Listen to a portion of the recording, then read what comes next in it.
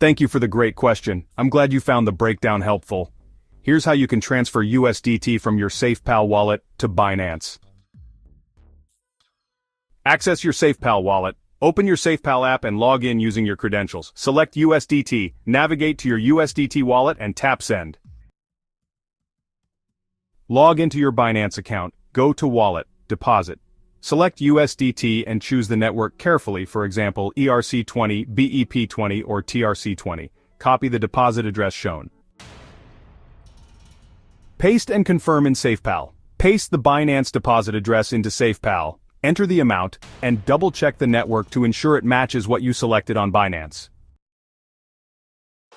Send your USDT, confirm the transaction.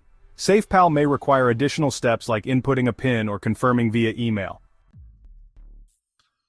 Verify on Binance. Your USDT should arrive in your Binance wallet shortly. Processing times can vary depending on the network you choose. Always be cautious and double-check the address and network you're using. Sending USDT to the wrong network or address could result in a loss of funds. If you're unsure, SafePal and Binance have great support resources to guide you. Let me know if you have more questions, and thanks again for watching and commenting. Your feedback helps me create better content for everyone.